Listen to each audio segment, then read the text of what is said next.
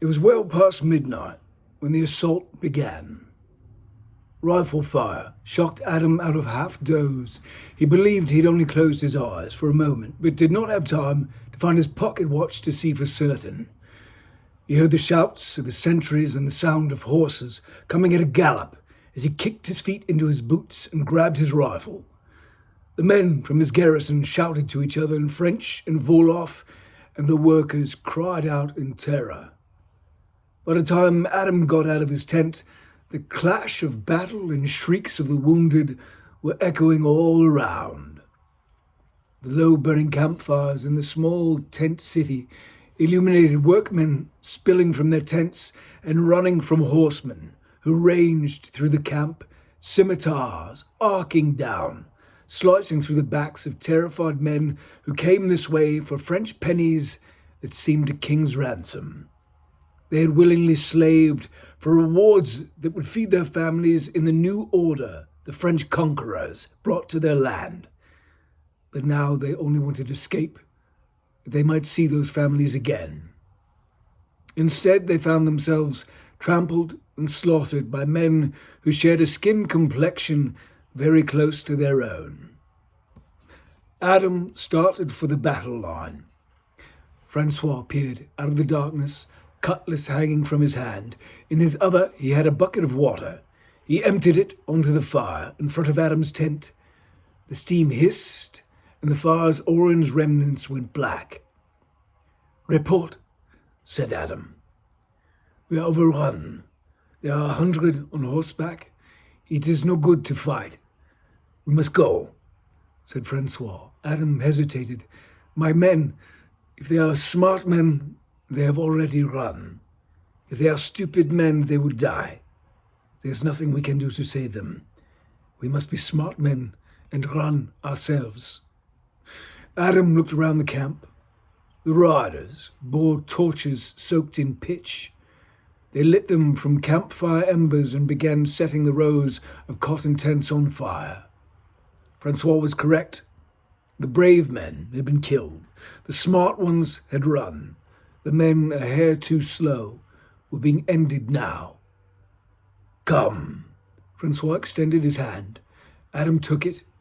Together they ran into the cover of the night. Francois led Adam on a long, loping arc south then west.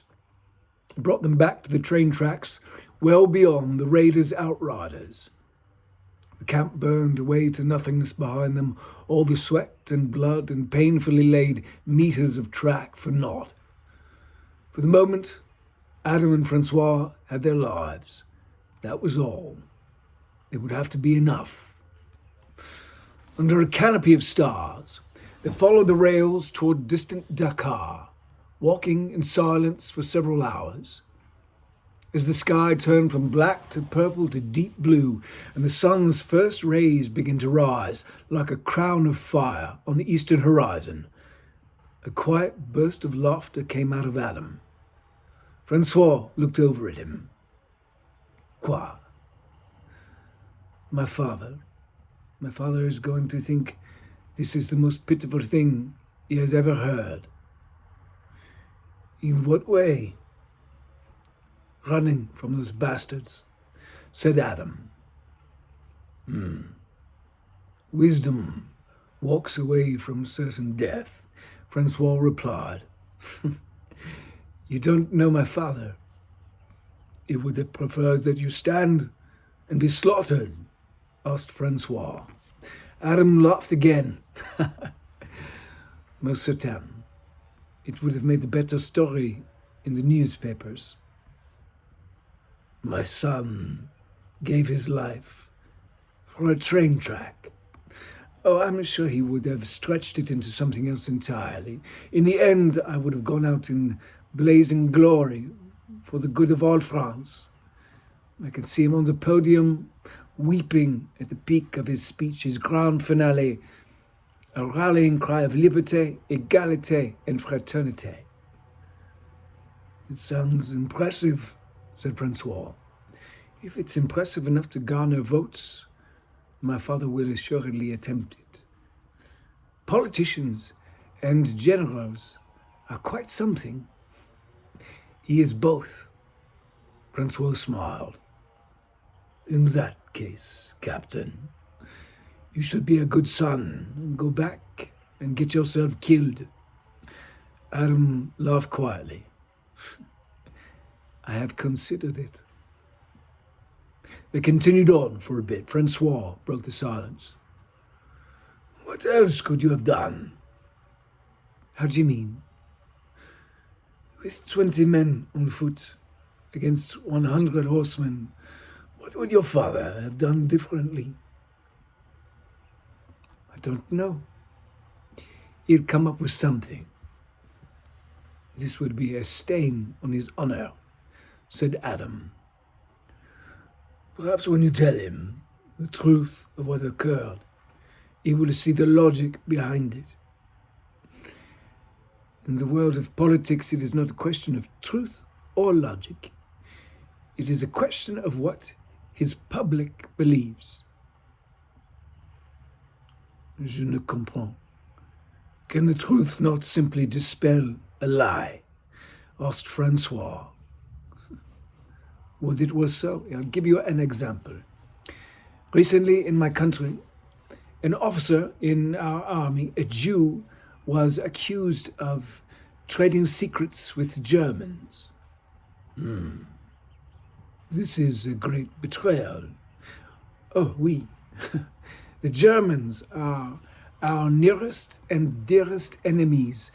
This Jew, Captain Dreyfus, was convicted and sent to prison in French Guiana. The army, the Catholics, the conservatives, they crowed that justice had been done to the evil Jew who betrayed us. La. For 5 years, he was imprisoned on Devil's Island. They call it the dry guillotine, because it is near certain to kill you, even if you have not been sentenced to death. The dry guillotine. Apt. Indeed. And for 3 of the years that Captain Dreyfus was being guillotined on the island, the army was spending considerable energy hiding the fact that the real spy had been discovered.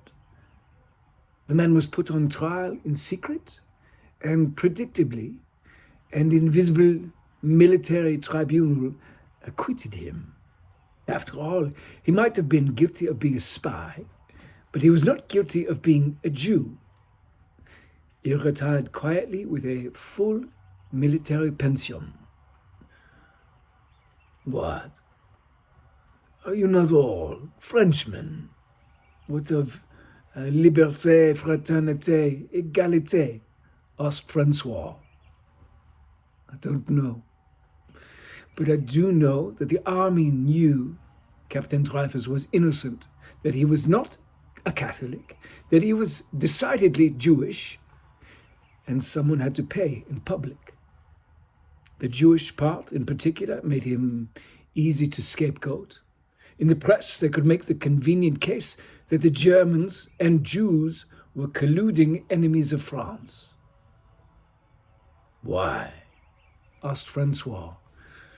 Because without defined enemies, it is very difficult to assemble the coalitions necessary to force a republic to your will. If you can make the populace fear a powerful enemy and hate a powerless minority, you can get them to sanction whatever you want. You have spent some time considering this, said Francois. All of my nation has. The Dreyfus affair has been an ongoing saga, a revelation of who we are. It can be discomforting to look into that kind of mirror. And Monsieur Dreyfus, he died in the prison. No. When word spread to the people that he had been falsely convicted, he was returned to France for a second trial. And the court freed him. So liberté, brotherhood, equality prevails in the end. No. I may not have made clear how much disdain our politicians, military high command, and the priests have for Jews. He was found guilty a second time and sentenced to 10 more years on Devil's Island. Perhaps he is wishing the guillotine was the wet kind, Francois replied. No, fortunately not. A small newspaper presented Dreyfus's innocence to the public in ways that could not be ignored. It united the entire opposition.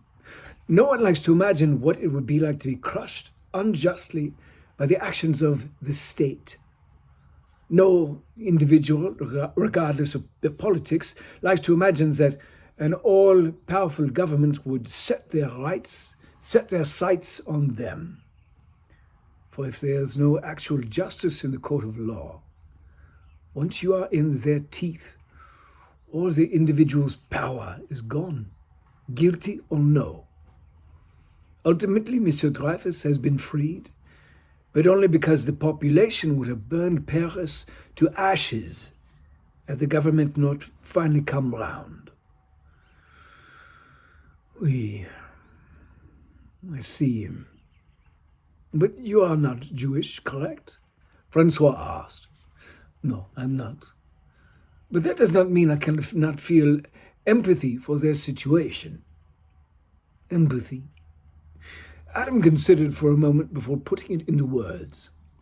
It means when I see the conditions of their lives, I can imagine how it would feel if they were my own.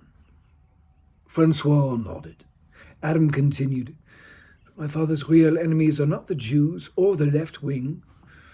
His true enemies are his contemporaries. They share his politics but covet his position. And they own newspapers of their own. When we reach Dakar, there will be an investigation by the governor's office. Word will reach Paris, and my father's enemies will catch wind of it. They will threaten him with headlines of my failure in order to bend him to their will. Failing that, they will bring it to the public via the front page. Then they will hammer him in public debate, in the press, on the campaign trail. His enemies will use my failure to paint him however they see fit. I see. And the truth is, he will not be morally offended by what has occurred, what my action or inaction brought about. He would be offended by the fact that it happened in public, and I did not have the instinct to fall on my sword. My death in battle would have been a weapon he could wield. My survival is a blow he must defend himself from. What would your father say? Asked Adam. Francois mulled it over for a long moment. My father is a chieftain. As long as I acquit myself with wisdom and courage, he would not care. Then he is a good man. I did not say that. He too might face attacks from enemies within the tribe. Of course. But my father would simply have them killed. It does not have time or energy for politics. Adam laughed. Believe me, if my father could get away with it, he would certainly have his enemies within and without of our tribe murdered. Francois raised a finger to his lips. Adam froze. They listened. Adam heard nothing. Francois grabbed his arm and led him quickly across the tracks, pulling him into the brush. What is it? Adam whispered. Horses. Adam slid the Berthier rifle's sling off his shoulder and thumbed the safety off. Francois's hand found Adam's forearm and squeezed it. He leaned in and whispered, No. Gunfire will draw them all to us. Adam nodded understanding. Francois's cutlass slid out of its scabbard. They sat and watched the tracks. Out of the harsh morning light came 4 horsemen at a walk, 2 on each side of the rails, searching both sides of the path as they rode. Francois and Adam watched silently. The horsemen passed, slowly disappearing around a long bend. After several minutes, Francois released Adam's forearm and slid the cutlass back into its sheath. "Come, we must stick to the brush." Adam nodded. He followed Francois deeper into the damp woodland, and they marched on. "You missed your chance," whispered Francois. "How so?" Adam replied.